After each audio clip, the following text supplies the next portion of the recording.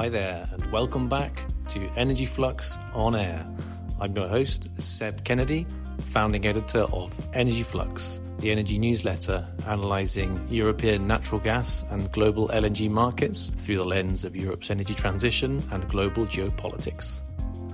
There's so much going on in energy markets at the moment, it's difficult to know where to begin. I've had a phenomenal response from paid subscribers since relaunching this podcast. I've got a bulging mailbag. I'm going to try and get through as many of your questions as I can. And thanks to everybody who took the time to message me through the Substack app and in the subscriber chat threads. But first, I wanted to highlight a story that's come across my radar in the last 24 hours. And this is about my favourite topic, speculation on the Dutch title transfer facility.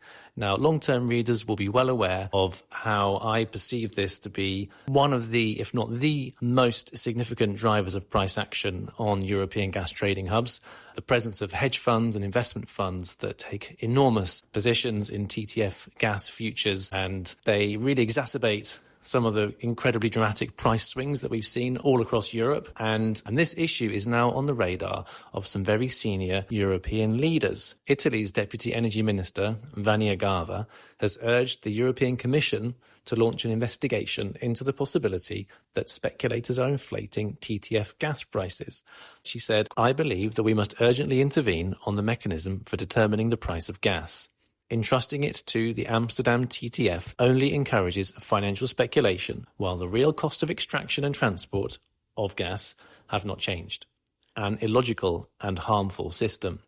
She goes on to say, "We are also working on the so-called levelling of the PSV TTF gap to reduce the price difference between the PSV, that's Italy's virtual trading point, the main gas hub in Italy, and the TTF, the title transfer facility in Holland, which is the reference hub for gas in the Netherlands and, more generally, for the European market." Now, this is significant because this is the first time that I think any energy minister has spoken publicly about the possibility that hedge funds are inflating TTF price movements. And the correlation between TTF and the movement of investment fund holdings in TTF futures is very strong, about 60%, 55%, depending on the time frame that you're looking at. It's become more of an accepted reality that the speculative problem is really driving the gas price movements in all sorts of directions that they wouldn't otherwise be going in, just because of the sheer size of the holdings. The nominal value of TTF gas futures held by investment funds it peaked recently at about 16 billion euros. And that's since come down because there was a big sell-off on TTF last week. And it's now around about 14 billion euros. But that's only the net position, of course. That's the long positions minus the short positions. So if you look at the kind of total amount of speculative capital moving around on the TTF, then you're looking at multiples of that.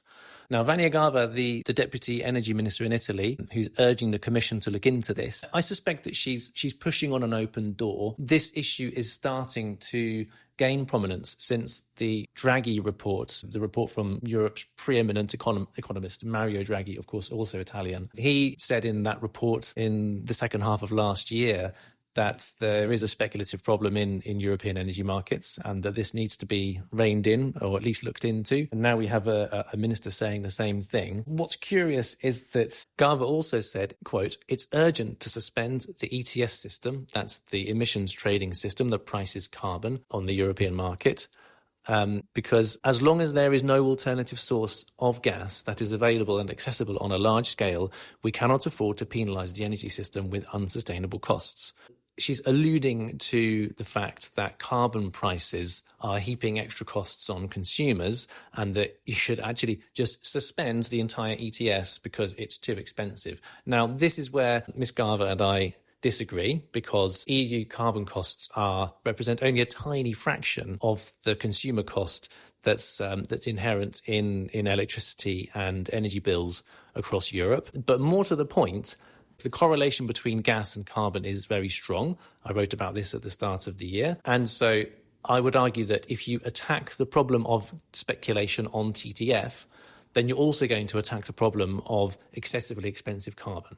Because we've seen the carbon price move against carbon fundamentals only because the gas price went up. So the carbon price goes up because the gas price went up, even though there was less demand for emissions allowances. But because gas becomes more expensive, then carbon is deemed to be more expensive too. If you attack the problem of TTF gas inflation and speculation, then you'll also be lowering the cost of carbon for consumers.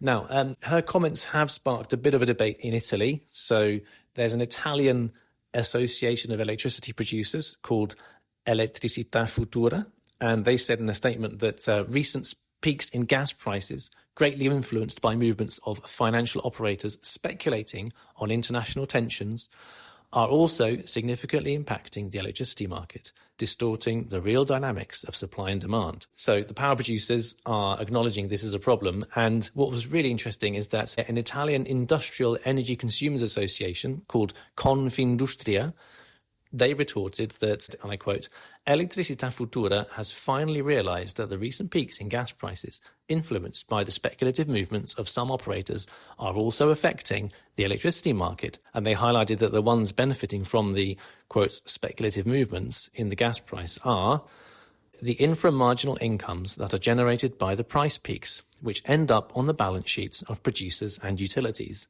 Now, this really strikes to one of the really interesting trade-offs in the European energy system, which is that as you transition to zero marginal cost production sources such as wind and solar and nuclear too, then these power sources, if they are what's called merchant power producers, they sell into the power market without a power purchase agreement. They just take the going rate. When gas prices are very high and gas is the marginal price setter, then these generators are capturing higher revenue because the electricity price is high because gas is pushing the marginal cost of generation up, but their cost of production is zero or very close to zero because they have no fuel costs. So in a way, there is a kind of alignment of interests between those entities that are speculating on the gas price, pushing up the price of gas, which is pushing up the price of power, which is increasing the revenues of renewable generators. Now, I'm not saying, and I don't think anybody is saying, that renewable generators are somehow speculating or pushing up the price of gas, but one of the side effects of the very dramatic and bullish volatility that we've seen on TTF is that electricity becomes more expensive and renewable generators who have no fixed costs are the ones that benefit. If anything, then gas-fired generators are the ones that get hit hardest when the gas price goes up because the price of gas for them is a fuel cost. And that's why they have to push up the marginal cost of generation. They've got to recover their fuel costs and their fixed costs when they generate. So the gas speculation argument is now spilling over into questions of energy transition efficacy, industrial competitiveness, and the affordability of energy generally for consumers of all stripes in Europe. Back in Brussels, we're seeing the European Commission moving very quickly on the regulatory front. The Commission is preparing new legislation to set up what they call an internal gas market task force. My reading of this is that the task force is going to implement a lot of the suggestions from the Draghi report about addressing speculation, investigating the impact of speculative forces on the TTF gas price and electricity prices. Draghi's also called for things like much stricter position limits. So that limits how large a financial position that any entity is allowed to take in TTF gas futures. There are position limits already in force, but they are so absolutely sky high that they're basically irrelevant. There is no realistic limit to how big a position a hedge fund is allowed to hold in TTF gas futures. That might change. Draghi suggested it, and this gas market task force is going to, and I'm quoting from a document which was sent to me, they're going to, quote, comprehensively scrutinise the EU natural gas markets and, where necessary, take actions to ensure their optimal market functioning and prevent commercial practices distorting market-based pricing, learning from the lessons of the energy crisis. Well, that's music to my ears. I do wonder about how commercial practices distort market-based pricing. I would argue that that market-based pricing is synonymous with commercial practices, and that really what we need is very strong regulation that prevents the market from indulging in some of the excesses that allow speculative forces to take prices up to unsustainably high levels, and then, short the market, tank the price, get rich on the way down, get rich on the way up. That seems to be the kind of modus operandi of the European gas market at the moment. Now, this gas market task force is going to report back in the fourth quarter of 2025. So they're not rushing into this, but I will very much be looking forward to the findings of that investigation. And there's a broader stakeholder consultation underway as well that I will be following as closely as possible. Now, moving on, the mailbag. Thanks again to everybody that sent in questions. I am prioritizing those from paid subscribers. And so if I don't get to your question, then my apologies. If you want to have a better chance of having your question read out on air, then go on over to www.energyflux.news, take out a paid sub and send me a message. Now, first question from Steen in London. He said, hey Seb, I wanted to quickly pick your brain on this story in Politico regarding the EU potentially giving funding to foreign LNG export terminals with a view unlocking preferential import deals, a rather worrying development from our side, which undermines the EU's international credibility on climate, and which I also don't see delivering any meaningful price reductions for EU consumers in the short to medium term. And presumably there's not much wisdom in now locking in long-term contracts when the market is so close to a glut that will see spot prices fall. Now, for background, if you missed this story, Politico reported that the European Union is considering backing investments in overseas fossil fuel infrastructure and shifting to long-term contracts to cut the high energy prices damaging European industries, according to a leaked proposal. That document suggests that the EU and all member states accompany importers in investing directly in export infrastructure abroad, providing preferential loans to private investors, or by securing gas liquefaction rights. And the Commission, it seems, trying to emulate what they call the Japanese model, where the government of Japan went and invested in stakes in particularly US LNG projects, and became one of the major holders of gas liquefaction rights for US shale gas that's exported on the US Gulf Coast. This is a really interesting question, and it's all about what's called equity LNG. Now, equity LNG is different from just going and buying LNG because it implies that you have made what is likely to be a multi-billion-dollar investment in the ownership of the liquefaction plant. So owning the means of production, if you like, or the means of liquefaction.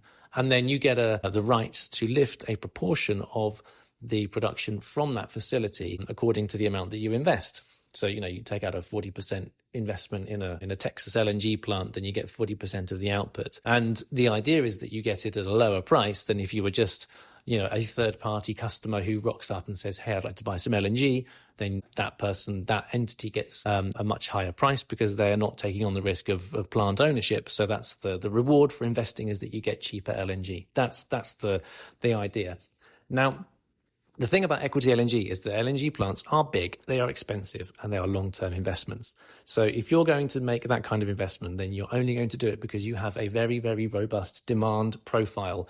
You know that LNG that you're committing to lift, you're going to be able to put it to good economic use at the other end. Presumably, if you're a European investor, then you're going to have like a back-to-back deal to use the LNG in some industrial application, or you're a retailer who has a big domestic supply base, or whatever it might be.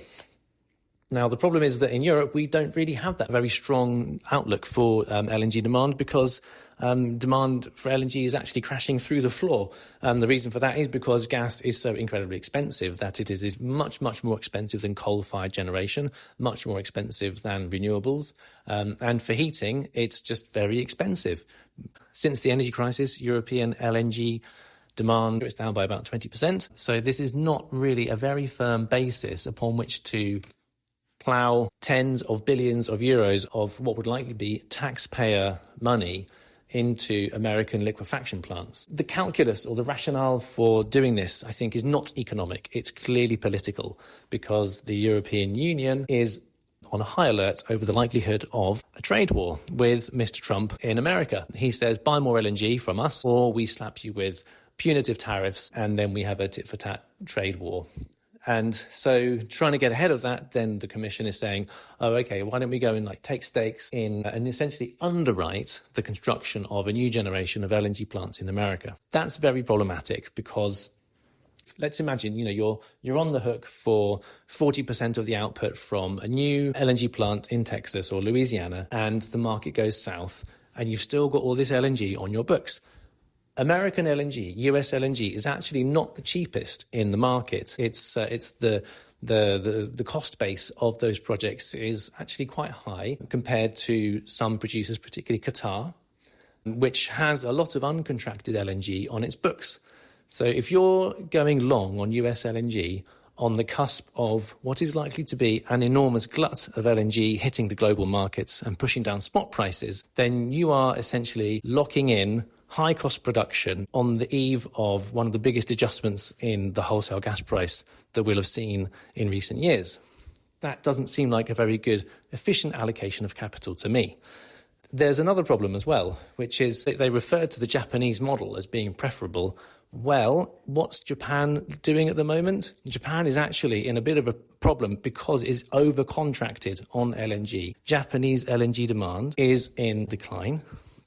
For many economic and energy system reasons, their demand profile for LNG is going down every year. Huge commitments for long-term LNG procurement, which is surplus to requirements, essentially. So what are they doing? Well, they're trying to resell their LNG in the market to other countries. And they're finding it quite difficult because in order to sell LNG to a country, you've got to develop demand for it. You've got to develop downstream demand. Japan has become one of the biggest investors in regasification terminals and downstream demand creation across Southeast Asia because they want to find outlets for all this LNG that's on their books, profitable outlets, places where they can sell the LNG and not make a loss. The IEFA, the Institute for Energy and Economic Financial Analysis, they have done some very interesting work on this, and I will put a link in the show notes to some research of theirs about the situation of the Japanese LNG contracting. Now, there's another reason why equity LNG investments should be approached with a great deal of caution. We have two very strong recent real-world cases of equity LNG investments not turning out quite as expected. One is a company called Tellurian, who some of you may know as the developer or the previous developer of the Driftwood LNG project. That's a major LNG project in Louisiana, I believe. They tried to commercialize the kind of take equity, get cheap LNG model before capitulating, and they really screwed over their retail investors because Tellurian became a meme stock, and lots of people hilariously bought into this without doing any due diligence whatsoever. And Tellurian didn't manage to sell equity in their plants at the prices they needed to make it a reality. The project limped on for many years, and the stock price went down and down and down. And then Tellurian eventually sold out to Woodside, which is an Australian major oil and gas producer, and they sold out at a price that really just completely screwed their retail investors. So Driftwood, the project, it makes sense for the right buyer. Woodside is that buyer. They probably got development rights to the project at a great price because Tellurian was essentially a distressed seller. And also they are an Australian LNG producer, and there is a lot of value to them in owning a diverse outlet of LNG to optimize their trading portfolio. Because if you've got lots of Australian LNG on your books and market conditions change and Europe becomes the most profitable outlet for your LNG, then you can swap cargoes rather than obviously sending an Australian cargo to Europe is extremely costly, and it's almost never done for that reason. You can swap a cargo out, send your US cargoes into Europe, create lots of value through your trading desk that way. But if you're a European industrial or medium-sized utility company that wants to get affordable LNG to sell to consumers or to use in industrial processes in Europe, then it's hard to see how liquefaction capacity is going to help, because it offers all of the downsides of ownership without any of the upsides available to the sophisticated commodity traders. So what do I mean by that? Well, it means you're a bag holder, basically. If there's a glut of LNG, then you're holding this LNG which you can't get rid of. You haven't got a kind of whizzy Singapore-based LNG trading desk which can flip cargoes and send them to the most profitable location. And you haven't developed your back-to-back regasification outlets in non-Atlantic demand growth markets. You're just you're like Germany's BASF, the chemicals company, or Yara, a fertilizer company. Do you really want to be developing a trading desk to find the optimal use of your LNG when market conditions go sour for anybody that's holding big volumes of gas on their books? The answer is probably you don't. You just want cheap LNG so that you can keep producing your fertilizer or your chemicals or supplying it to your businesses and households. So I can't see how holding liquefaction equity is a particularly helpful position in that endeavour. And as I've mentioned before, well, the LNG glut is coming. Quite how big it will be is still an open question. And I did address that question in a very long 2-part mini-series on Energy Flux, which you can check out. It's called Sizing Up the LNG Glut. Go on over to the Energy Flux website and check it out. There is another angle to this. The Politico report also said the EU will be, quotes, immediately engaging with reliable LNG suppliers to identify additional cost-competitive imports from existing and future export projects. Now, this idea of there being reliable and unreliable LNG suppliers is interesting. LNG has proven itself to be not the most reliable fuel source in recent years, I must say. Look at the US, where we've had this kind of flip-flop on approval processes for new greenfield LNG projects. The Biden administration, of course, did pause authorizations for exports to non-free trade agreement countries. That's been rescinded by the Trump administration. But moreover, we've seen lots and lots of unscheduled outages. So the Freeport LNG terminal is the biggest culprit, but we've also seen quite big unexpected moves in the amount of gas that's being liquefied in other terminals along the Gulf Coast. And this has a direct impact on the price of gas traded in Europe on the TTF hub, because any hint that there might be some sort of physical tightening of global LNG balances is immediately seized upon by those bullish speculative traders who want to bid up the price of gas in Europe. Reliable, I don't know. And what about Qatar? Qatar threatened to halt EU exports because the EU has demanded greater flexibility over destination clauses in long-term contracts. Qatar is famous for restricting the resale of its cargoes, unlike US LNG, which can be bought on what's called a free on-board basis and traded around the world freely and redirected. You can redirect the cargo anywhere you want, and you keep the profit from doing that. Qatar, on the other hand, is very different. They like to engage in what's called point-to-point or delivered ex-ship trade arrangements, and that means that you buy it from Qatar's LNG complex in Ras Laffan in the Persian Gulf, and it gets delivered to where you want it to go. Qatar takes care of delivery, and that's it. And if you want to resell it somewhere, then you either can't, or you have to share the proceeds with Qatar LNG, the profits that arise from that diversion. And the EU has argued that this restriction goes against the single energy market, which allows energy to be traded freely and without restrictions within that market structure. So Qatar, how reliable are they really threatening to halt exports because they don't like of EU regulations? And Australia, which has seen industrial action threaten to take a major LNG exporting complex completely offline. So good luck finding reliable LNG suppliers. Ironically, I would say that for Europe, possibly the most reliable LNG supplier has been Russia. Russian LNG imports into the EU are at record levels. They've never been higher. And the Yamal LNG facility on the Yamal Peninsula in Russian Siberia is almost consistently producing above nameplate capacity.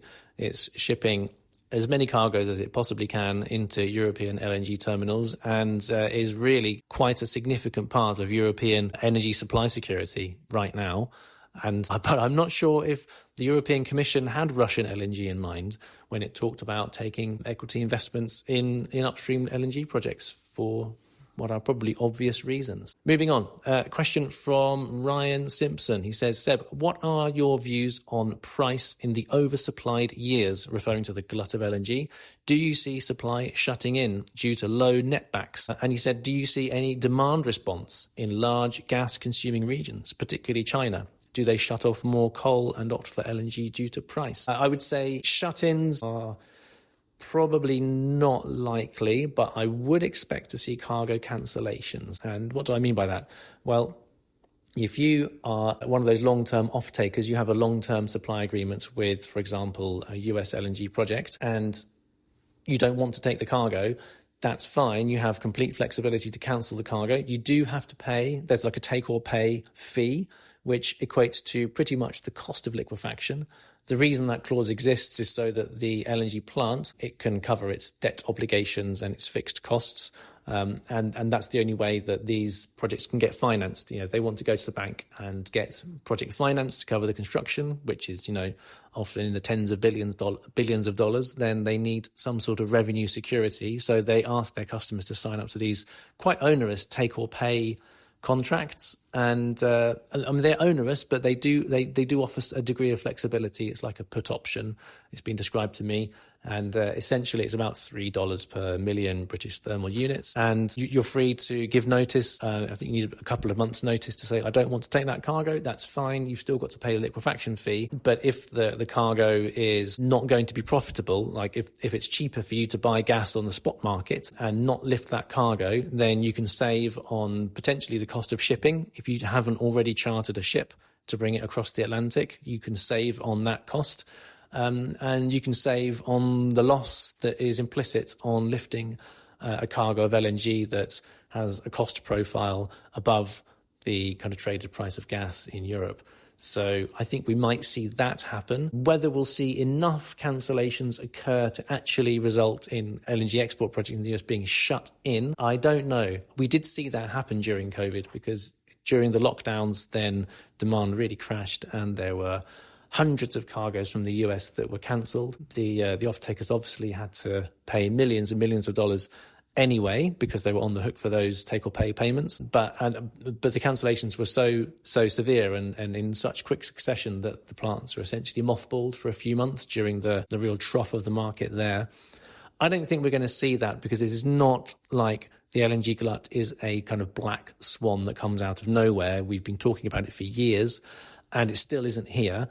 It is coming. There is a lot of LNG that's baked in, extra LNG supply, that is. And, you know, the idea that the market is going to rise to absorb all of that LNG is an interesting thing to contemplate because I don't have any doubt that there will be demand for LNG and that demand will grow. And as Ryan alludes to in his question, there is going to be demand response from price-sensitive markets, and particularly in Southeast Asia, South Asia.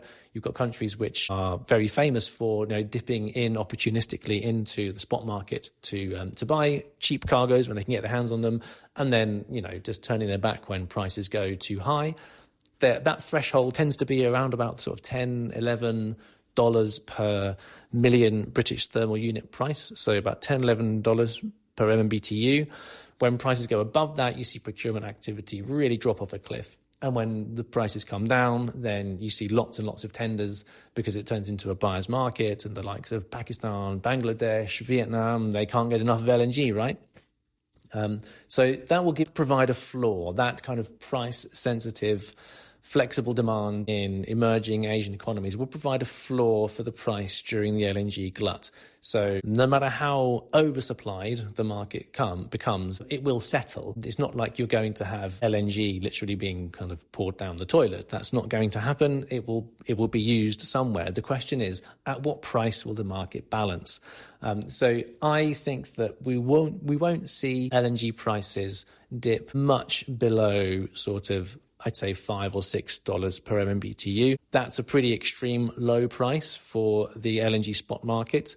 Right now, then LNG is changing hands for about $14 per MMBTU. So we're talking about prices not going much beyond 2/3 below of the price where they are currently. And I would be extremely surprised if we see them go much below that. Prices that low will trigger that demand response. We'll see demand come back. However, if we do see a few months of extreme low pricing in the sort of $5 range, then you can expect to see some cargoes cancelled. 1 or 2 American cargoes will be cancelled at that price, and then I expect you see the price to recover, and you'd probably see the liquefaction plants just kind of continue operations. They will just slow down the rate of export during that extreme low pricing period. Ryan had an additional question, which was the impact of steel tariffs. How much US LNG under construction or planned is at risk of higher capex cost? That's capital expenditure. Does this plus regulation issues cause slippage of LNG supply? And I'd say this is a great question, and the answer is emphatically yes. And again, I'd refer you to the two-part mini-series that I published in Energy Flux not long ago called Sizing Up the LNG Glut.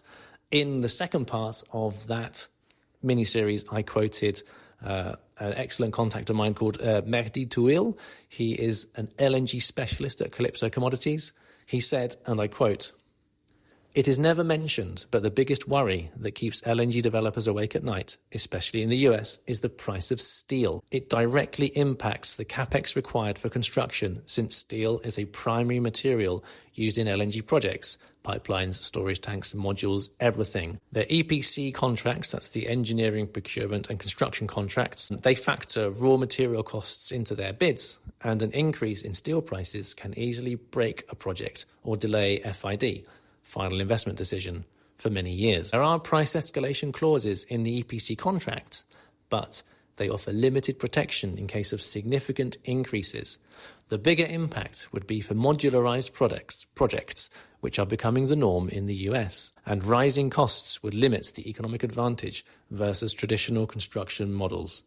So, yes, steel tariffs are a big problem for US LNG. I said earlier that the cost base of US LNG is not the most competitive. The cheapest supplier is Qatar, and US LNG is kind of on the slightly more expensive side, certainly compared to them.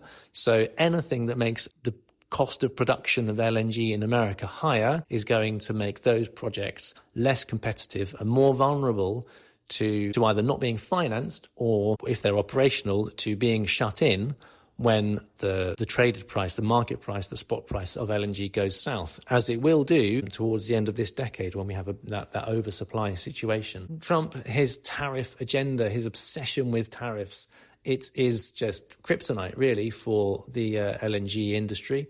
The Trump administration, of course, ordered a 25% tariff on all US steel imports, but that's not yet come into effect. The tariffs are scheduled to take effect on the 12th of March this year. We have seen the Trump administration talks the talk, but doesn't always walk the walk. Like they have postponed some tariffs, particularly on against Canada and Mexico. So Trump likes to come in with a lot of bluster, create a lot of headlines, and then walk back from some of his most outrageous policies, having perhaps achieved what he wanted to do, which is, maybe just play to the MAGA base or essentially just flex in front of trade partners and make them quiver in front of his almighty power. So we'll see that the steel tariff is extraordinarily damaging for US businesses, not just the LNG industry. So it's very, very possible that will be rolled back or rescinded. We'll see. But clearly, I would imagine that the Trump administration is seeking to negotiate very hard with its trade partners to get concessions ahead of that deadline. But yeah, 12th of March, that's when the tariffs are due to come into effect.